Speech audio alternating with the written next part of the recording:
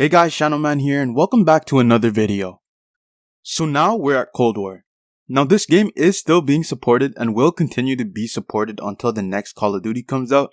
So some of the things I'm gonna be saying in this video might not be relevant in the future as they update the game.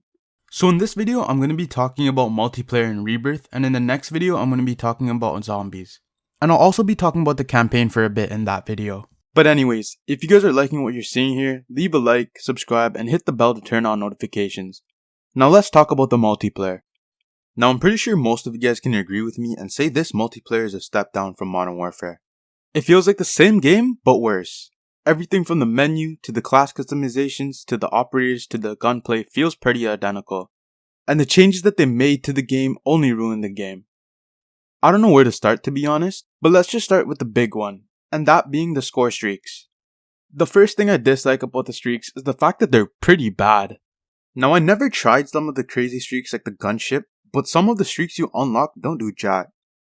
I'd spend the first half of the game trying to unlock the attack helis, and when it's time to activate it, I only get like 2 kills. This might just be me, but even then there are no godly streaks like dogs or swarms or wraps in this game that feel very satisfying to use and get, or spin from a care package. Now the other streaks may be good, like the gunship or the chopper gunner, but it's insanely difficult to unlock them because they're no longer streaks. They're just rewards like the specialists from Black Ops 3 that have a score that needs to be filled up. This is something that no hardcore COD player wanted, which means they're doing this to attract new players. This was an option in other CODs as a perk and almost no one used it. They should have just kept it as it originally was and add the perk that prevents your score streaks from resetting after you die. That way, OG players can unlock their streaks how they normally would, and new players would be able to unlock their streaks by using a perk. This streak change is something that never should have been implemented. And it's not just the score streak changes trying to attract new players, but there are some other factors as well. The big thing being skill-based matchmaking. This is probably one of the worst things they could have added into a Call of Duty. They have ranked game modes in the playlist for players to play competitive and sweaty. When people hop on a regular game of COD, they're just trying to chill and play a casual game. And honestly, there's nothing else to be said about skill-based matchmaking that hasn't already been said, so let's just move on to the maps. So like Modern Warfare, these maps were terrible. On some days, I'd say they're better, and on other days, I'd say they're worse. The only maps that I'd say are okay are Moscow and Crossroads. And not only are the maps bad, but the game is short on maps. There were only 8 maps on launch, and as I'm recording this video, Raid and Nuketown were the only DLC maps to release. And they're probably the best 2 maps. None of the original maps are any good other than Moscow. But the map design in this game is pretty bad, with random areas to cover, or to hide, or to camp. For example, the dunes in Satellite having random head glitches and hiding spots, or the bushes in the middle of Cartel, or the vents under the ground in Garrison, Miami being dark, Checkmate being Checkmate, and the other 2 maps being the only okay maps, which are Moscow and Crossroads. There are 3 other Ground War maps, Armada, Alpine, and Ruka, but I'm not a fan of Ground War, so me being me, I'm not gonna enjoy playing those maps. So for me, those maps are trash. You guys might like them, and that's fine. And the reason why I believe we got so few maps at launch is so that Activision can use free DLC as an excuse to provide less content in the game's launch. They probably wouldn't be wanting to spend more money on making new maps, so they're just saving the maps you'd normally get on launch and releasing them over time to make it seem as if you're getting a lot of content, when in reality you're not. Treyarch also had to develop this game in 2 years because of something to do with Sledgehammer's new game. And on top of that, they had to make this game during COVID, which is probably why some things like the animations for reloading are poor. Now another thing that sucks about Cold War is that they're running out of ideas. The Black Ops Cold War multiplayer brought almost nothing new to the table. And over time, people have lost interest in Call of Duty for not being very innovative. Now another thing that I wanted to talk about is the field upgrades. These field upgrades are a downgrade from Modern Warfare's field upgrades. I only run the field mic and I never bother using any of the other ones. Also, the mine is a field upgrade now for whatever reason. And I don't understand why they feel like they need to make these poo changes. Now, I never use mines, but it's easy to get past them. When you add these things as specialist weapons or abilities, No one's gonna use them because of how easy it is to get by them, and how the other ones are clearly better, so they just made this change for having a lack of field upgrades.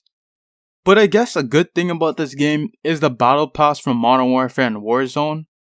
But then again, I couldn't care less about cosmetics in an FPS, unless it affects the gun itself maybe, or if I play as a cool operator from a previous Call of Duty. But I do like how it's easy and is actually possible to unlock the weapons through the battle pass. Another thing that just feels off about this game are the throwable lethals and equipment. It takes way too long for you to release your item. This was never an issue in any other Call of Duty, but somehow this game just keeps getting worse. Concussions are also way too strong in this game, cause it's literally how FaZe Jeff explained it in that one MW3 video. But a huge issue with this game as of right now is the weapon imbalances. The game seemed more balanced during the beta than it does right now. And the main issues revolve around snipers. Snipers are ridiculously underpowered. You barely see anyone running snipers in this game. This was an issue in other games as well, but I feel like it's the worst in this game. I'd say Black Ops 2 had the best snipers with the pre-patched DSR, and it started going downhill when Black Ops 3 came out, when they took out aim assist. But at least the snipers in Black Ops 3 were usable, and they brought different kind of snipers we've never seen before, like the P06, and other ones in the supply drops like the DBSR. But let me just start off listing the balancing issues of snipers in this game. First of all, it takes way too long to scope in the sniper rifles. It's so slow to the point where people with assault rifles can map you, and SMG users can ADS and drop you before you're fully scoped in. On top of that, the snipers are hitmarker machines. They're as weak as Modern Warfare's marksman rifles, but those marksman rifles have a much faster ADS speed and fire rate, which makes them balanced. I still do feel those weapons can be a bit stronger, but in this game, sniper rifles are very underpowered. At the time of recording this video, the AUG is the best weapon in the game, and many people run it. The snipers felt balanced during the alpha, but because of the people who aren't good at using sniper rifles getting mad at people using sniper rifles, Treyarch isn't able to balance the game properly. And it's hypocritical when people complain about snipers, yet use the most OP weapons in the game like the AUG or the MP5 when it was OP. If the snipers were so OP during the beta, then why didn't they use them to compete? And if they believe snipers are balanced right now, why don't they use it and tell us how balanced it really is? Because if they are balanced, they should be able to use other red guns that aren't OP like the MP5 or the AUG and do as well using the sniper rifles. Aside from the assault shield, the snipers and the marksman rifles were the hardest weapon classes to unlock diamond for when I was trying to get Damascus in Modern Warfare. They're the hardest weapon classes to use in every game, and players that do well using them are often the better players. If a sniper misses a shot at any range while the enemy is able to see them, they're more than likely gonna die. Getting an enemy while the enemy is moving is much easier while using an SMG or an AR instead of a sniper rifle at close to mid-range. Getting the enemy close range comes down to skill if you're able to ADS on time, or luck if you get the no-scope. And it's easy to throw off a sniper by jumping or drop-shotting or sliding. I've had games on MW where I got over 100 kills using a red gun, but this isn't possible using a sniper rifle unless you're Pomage or a FaZe member. The games I play where I snipe are nowhere near as good as the games I play when I use a red gun. If I play well sniping one game, I can still manage the next lobby using a red gun, but not a sniper. And if I play well red gunning my first game, and then I start sniping the next game, I'm gonna get destroyed. One of the reasons as to why Black Ops 2 was a very loved game is because of how balanced all the weapons were. It satisfied all types of players, and there were only a few guns that were overlooked, like the SWAT. But all the weapons and weapon classes were all balanced. Black Ops Cold War was more balanced during the beta, and it only got worse when the full game dropped. Give the multiplayer a hard pass. It's really bad. Now lastly, before I end off this video, I'll talk about Rebirth Island for a bit. Right now, I'm liking this over Verdansk, but that may change depending on new changes and whatnot.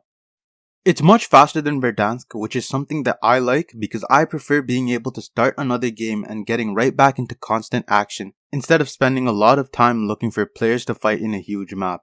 But at the same time, I'd like to play slower games on Verdansk at times. So I don't know. Also, the respawn counter is equally as good as the Gulag in my opinion. if I had to choose one that I liked more, I guess I'd say I prefer the Gulag, but not the other map though. Nuketown is okay, but I'd say the showers are the best. So other than that, I don't have anything else to say about Warzone. Right now, I prefer Rebirth over Verdansk, but it might change in the future. But anyway, thanks for watching this video. Make sure to like, share, and leave a comment. I'll be uploading the zombies portion of Cold War sometime soon, so don't forget to subscribe and turn on notifications. Also, don't forget to follow my Twitch, IG, and Twitter in the links in the description below. That's all for this video, and I'll see you guys in the next one.